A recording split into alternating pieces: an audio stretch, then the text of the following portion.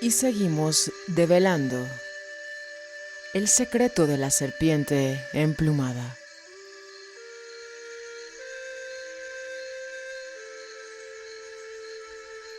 Escrito por Armando Torres.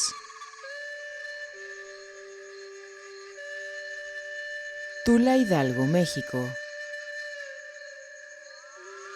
Mayo de 2010.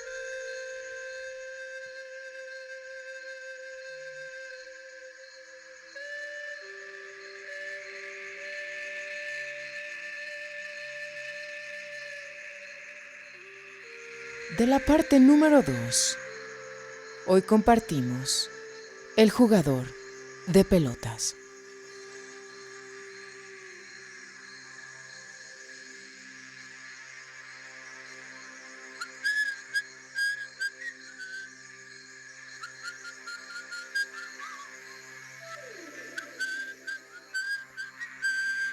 Que tengamos, pues, un buen camino.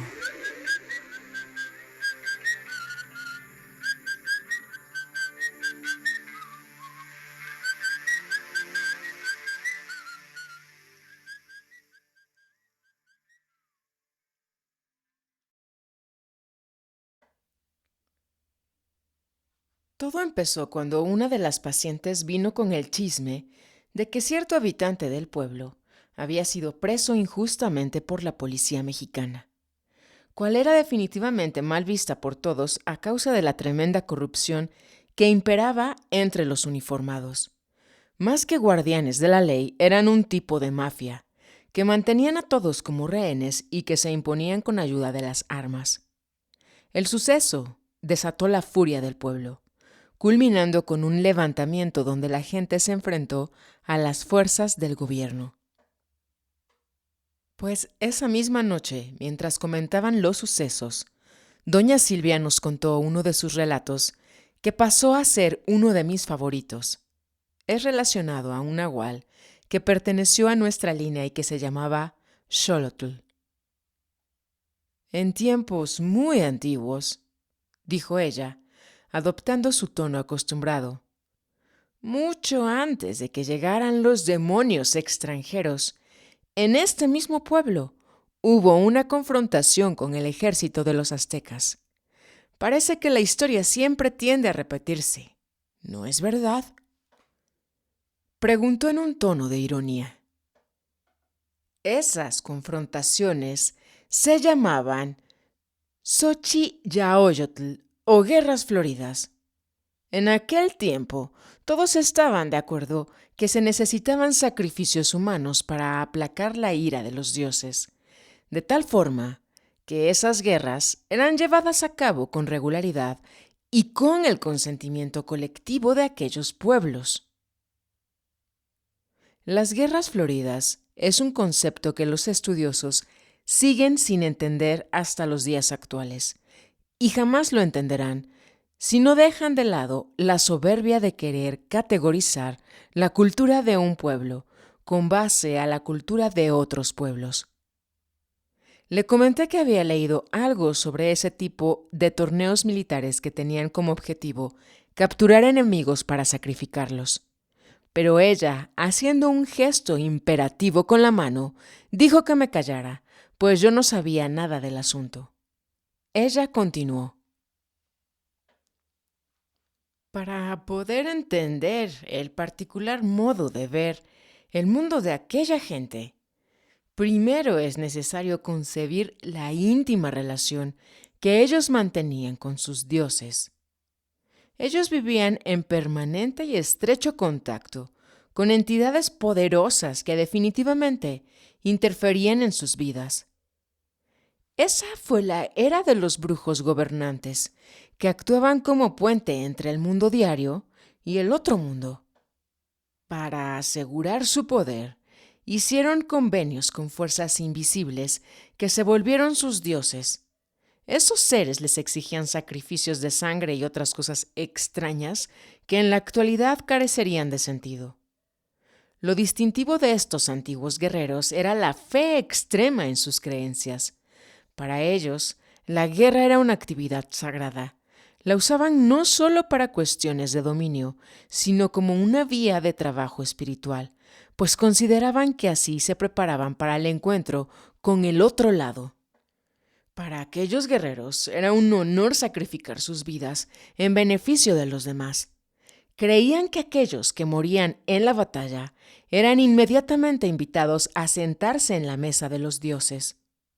Según se cuenta, la costumbre era que aquellos que resultaban vencidos o capturados en esas batallas eran los escogidos para ser ofrecidos en los sacrificios, pues es bien sabido que la sangre más codiciada por los dioses es siempre la sangre de los bravos guerreros.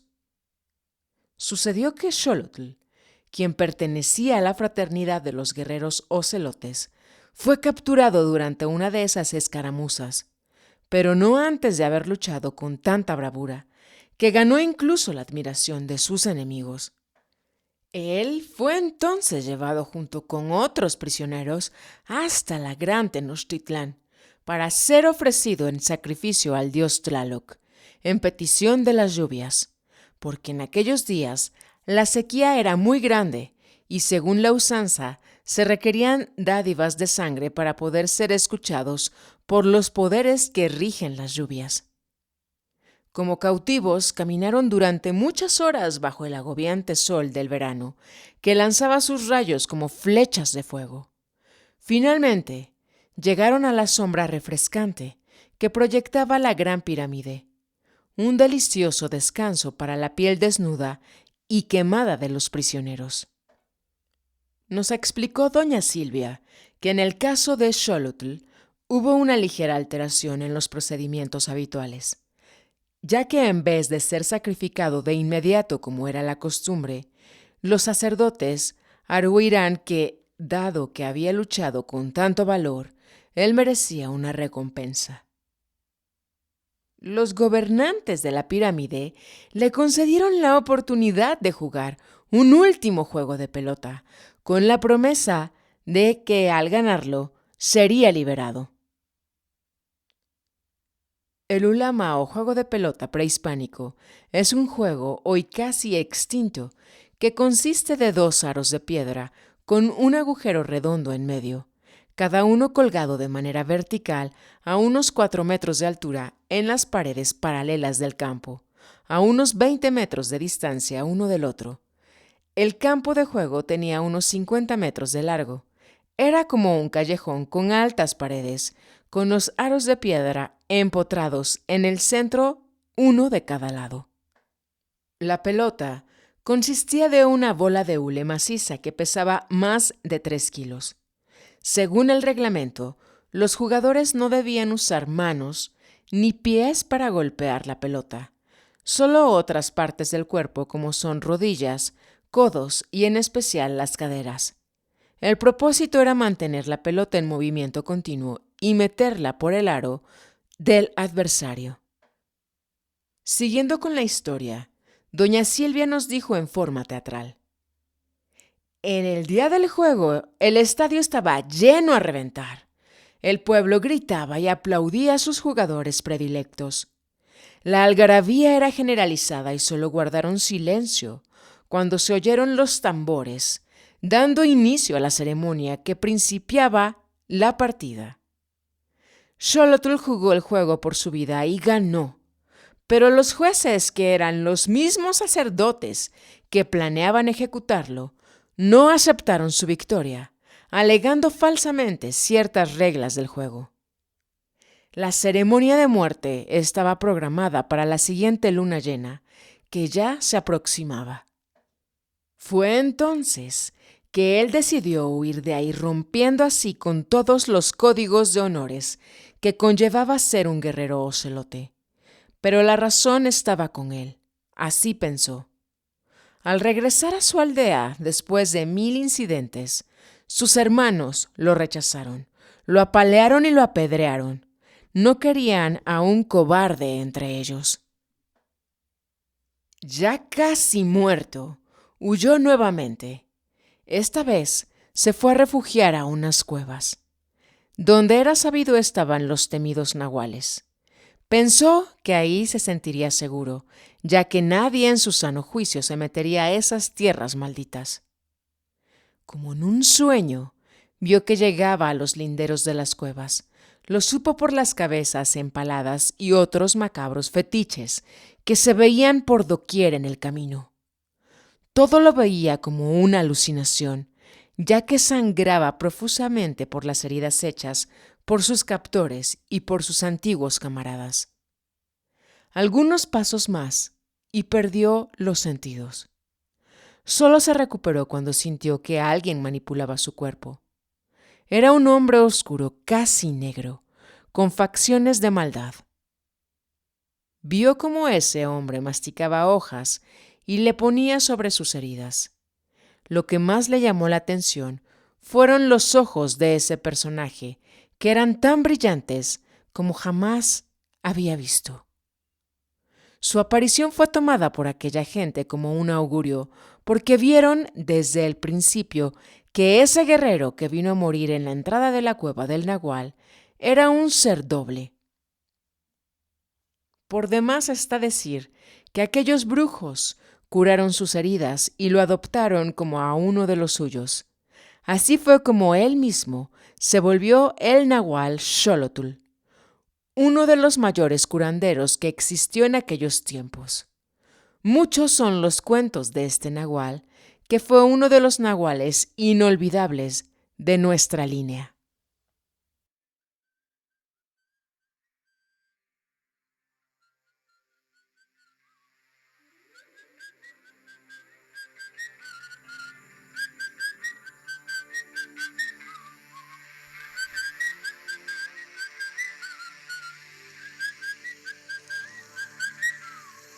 Gracias, caminante, por tu sintonía.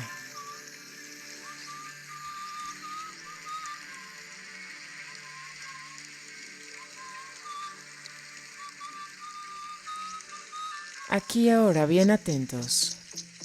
Estamos unidos por plumas, con plumas construimos nuestras alas. Estamos unidos por plumas, con plumas construimos. Lunes 8 de agosto del año 2022. Como el pájaro del cielo, volando alto como el pájaro del fuego, volando alto como el pájaro del cielo, volando alto como el pájaro del trueno. 20:20 horas. Tarde-noche de verano.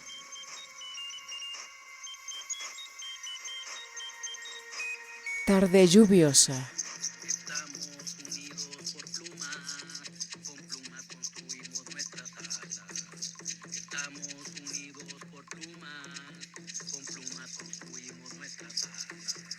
Volando alto como el pájaro del cielo, volando alto como el pájaro del trueno, volando alto como el pájaro del cielo, volando alto como el pájaro del fuego. Hace rato estuvo lloviendo.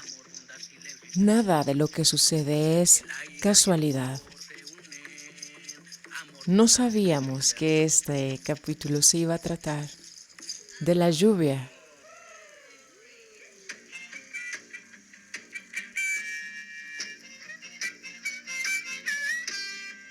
Y que estaba fechada también en un verano.